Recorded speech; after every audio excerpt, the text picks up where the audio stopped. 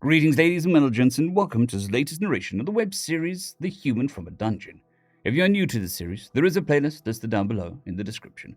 And as always, I hope that you enjoy. Chapter 22.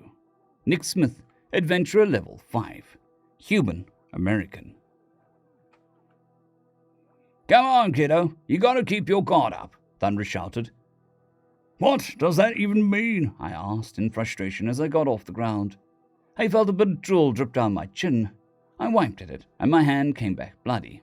A slight sting told me that Thunder had split my lip. Angry, I once again put my fists up. All right, see, your hands are too close together. You gotta be able to see all of me, Thunder explained. Also, you don't really gotta be making fists. You're supposed to be stopping me from hitting you, not trying to hit me. This is how boxers do it, though, I countered. I don't know what that is, Thunder laughed, but it ain't working for you. I opened my hands and spread them apart until I could see all of Thunder. He grinned and rushed at me. I immediately activated time dilation, but it hardly seemed to slow the gigantic orc down. He swung his massive fist, and I was able to barely redirect the punch so that it sailed past my head. I clenched my left hand and sent it at Thunder's face as I felt something hit me in the gut. Time dilation deactivated, and I went flying back. I slammed into the ground and rolled, gasping for air and getting a mouthful of dirt for my troubles. You managed to block a punch. That's great. Good job, Nick, Thunder shouted with glee as I sputtered. Yeah, great, I managed to say once I could breathe again. I spit the rest of the dirt out of my mouth and rose to my feet again. My legs, however, had other plans and gave out on me. I sighed as I pushed myself back up. You all right? Thunder asked. My legs are wobbly. You got me pretty hard, I answered. Oh, damn, sorry about that. I'll dial it back a bit. I was going at 75, but I think I overshot your abilities a bit. I'll drop to 50%. It's difficult to describe the wave of emotions that washed over me upon learning that the giant orc brawler had already been holding back. Anger at myself for not being able to keep up, happiness that he's going to be holding back even more, and shock at how much power the bastard actually has. I suggest a short break while I repair your spleen, Ten said. My spleen? Yes. The last impact slightly ruptured it. I've got it under control, but it'll be easier for you to lay down for a few minutes. As logic overrode adrenaline, the pain where Thunder had hit me got worse. A lot worse. It radiated up my upper left torso, just behind the bottom of my ribs.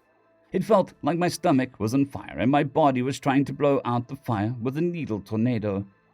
I held up one hand and laid on the ground. The pain slowly began to ebb as Thunder walked over to me with a curious expression. I need a minute. Apparently you ruptured my spleen, I said as casually as I could. Oh shit, Thunder said. You gonna be okay? Do we need to call Yolk? Unnecessary. Healing magic will interfere. Ten's got this. Just need a few minutes is all. Thunder walked over and sat next to me while Ten repaired the injury. So, what's a spleen anyways? He asked. I'm not 100% sure. I think it has something to do with filtering blood, like a liver, I answered. The spleen controls the level of white blood cells, red blood cells, and blood platelets contained within your blood. It also screens the blood and removes any old or damaged red blood cells, Ten explained. Never mind. Ten explained it. It filters the blood and controls the levels of white and red blood cells, I said. Handy little thing, Thunder chuckled. I'm guessing that's not a vital organ, right? The skill I used is supposed to incapacitate, not kill. Humans can live without a spleen, but the ruptured spleen causes internal bleeding that can become fatal within 24 or 48 hours. Ten says it's not a vital organ, but a ruptured one bleeds inside you and can be fatal after a day or two if it isn't fixed, I answered. All right, that makes sense, Thunder sighed with relief. If you walk around with that much pain for 2 days, you're kind of asking for it, you know. I lay there silently, letting Ten do its thing. I found it kind of interesting that Thunder's skill was supposed to incapacitate me, but could have ended up killing me in the long run. If you looked at it in terms of black and white, the skill failed. However, and a ruptured spleen isn't fatal if you get it treated, so in a way, the skill did exactly what it was supposed to do. I guess skills aren't perfect, and it's probably important to keep that in mind. Don't want to accidentally cause someone's death when I'm just trying to get them to stop fighting.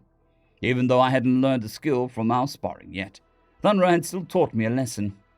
Spleen repaired, you're good to go, Ten said. I enjoyed laying down for a few seconds before sitting up. All right, I'm ready. Good, Thunra said, helping me up. We'll try again, but this time I want you to focus on evading my strikes. I'm going to hit you with a flurry unless you stop me. I nodded resolutely. A flurry involves a lot of punches happening very quickly. Definitely don't want to get hit with that. I took a stance and Thunra charged. He swung with his right fist and I activated time dilation again. I pushed his right fist upward with my left hand and elbowed his left fist away from me. His hands quickly tucked back into him and came at me again, but he kept deflecting them. Right, left, both left, right. Time dilation wore off, but I was still managing to keep up with his strikes. Barely. Then his left fist did something weird. It seemed to be in 3 places at once. I blocked one of the strikes, but the 2 others were going to hit me. Preternatural evasion unlocked. My foot pushed off the ground on its own, and my body twisted out of the way of the other 2 strikes, and even managed to avoid the surprise right-hand attack. I moved faster than I thought that I could, and Thunra noticed the change in speed. He held up his hands and grinned. Whoa, okay, let's stop, he said. What's that, a new skill?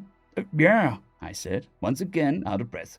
Preternatural evasion. Oh, a dodge one. Congratulations. Thanks. I concentrated on the skill's name, and the box popped up. Preternatural Evasion 1 allows a user to automatically dodge for 1 minute. Cooldown, 10 minutes. Automatically dodge? I asked. Yeah, you move on your own, Thunra answered. Well, not that you don't already move on your own, I guess you could say. I zoned out as Thunra struggled to explain the concept of automatic movement. Preternatural Evasion seems like a very useful skill, but a 10-minute cooldown could be an issue. Maybe if I level it up, the cooldown will decrease. Hey Ten, you level a skill up by using it, right? I asked. For the most part. Certain skills require milestones to be met before they will level up, regardless of whether or not your skill is utilized. Their own milestones are generally able to be met quicker by using the skill, though. Now, the skills require a deeper understanding of the nature of the skill to level up, which usually occurs naturally while using the skill, Ten explained. It's exceedingly rare for a skill that can level up not to do so as you use it. I understand. So what does Preternatural Evasion 2 look like? Does the cooldown decrease at all? Well, I can't tell you. Something is stopping me. What? What's stopping you? I don't know. I can tell you all about your current skills, but I can't give you details about ones you don't have, Ten said. Do you want to know more about Preternatural Evasion 1? No, I got it. Well, that's concerning and annoying. I don't even know if leveling up Preternatural Evasion is going to be worth it or not. And now I've got to worry about whatever's keeping Ten from telling me stuff about skills. It's probably the Cure God or whatever, but I wonder what else Ten can't tell me.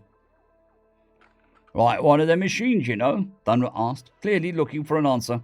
Yeah, sure, I replied. You ready to go again? Thought you'd never ask, he said with a grin. As we took our stances, it occurred to me that I didn't know how much time was left in the cooldown for Preternatural Evasion. A right hook to the face quickly let me know that it hadn't finished cooling down quite yet. Thankfully, Yithith interrupted our sparring match before any more punches could be thrown. Time to head out, she said. Thunra complained a bit, but we ended up loading up onto the wagons and continuing on our way, ending my first bout of training. We didn't train on the first day of our journey, because we had left the afternoon and didn't stop until it was dusk. Well, except for bathroom breaks. I went over to the results of my training in my head as we drove on. Ten, is there any way to see the cooldowns for my skills? I asked. Yes.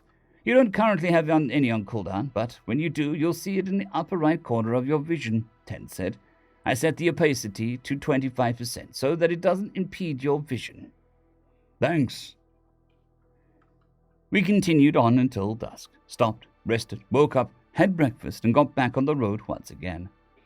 Most of the discussions were how to best season certain meats that I'd never heard of. with Imlaw chiming in when a spice that also paired well with vegetables was mentioned. I was too busy dreading my training with Nash to participate in the conversation much. My dread grew worse and worse as the sun rose higher and higher into the sky. Finally, the cart stopped and Nash was the first to jump off. "My turn," he said while grabbing the 2 wooden swords. "You'll be on the offense today." My spirits rose with this, and happily caught the sword he tossed at me. It shouldn't hurt so bad if I'm the one doing the swinging, right? We walked a short distance away from everyone else and took our stances. "Begin," he said. I immediately charged at him with an underhand swing to try and throw him off balance. I glanced at the ground to be sure of my footing, and my vision went dark.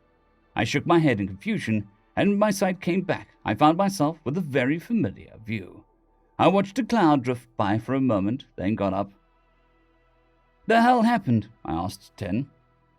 "He leapt forward and kicked you in the forehead. You're fine, though." I looked up at Nash, and he was greeted by an awfully smug expression. "Keep your eyes on your opponent," he said condescendingly. "Try again." This time, I tried for a horizontal strike and activated time dilation. Nash must have seen this coming, because he blunted the point of his blade at exactly where my forehead had to be to complete my strike. If I had used dash, I'd have been knocked out. Silently cursed to myself and managed to barely avoid the counterattack, backing off in the process. A timer that said time dilation appeared and began counting down from 5 minutes. "Good, you're not quite as bad as you used to be," Nash laughed. "Try again." "Shit," I said, staring at the timer. I took a deep breath and decided on my course of action. I ran towards Nash and activated Side Slash. He leapt backwards, and I threw my sword at his face and used dash to get closer. I balled up my fist and prepared to activate Breathtaker Strike, but Nash spun around quickly, turning his back to prevent the skill from activating. I brought up my left hand to block an elbow that he threw at my face, but couldn't stop the force he put behind it. My hand smashed into my face, and I slammed into the ground. "Cloud watching again?" Ted asked. "Not helpful." My bones seemed to creak as I once again got off the ground. The wooden sword I had thrown at Nash landed at my feet. "You shouldn't throw your weapon unless you have another one handy," Nash said. "Your fists don't count quite yet, by the way." "Then why did you avoid them?" I asked sarcastically.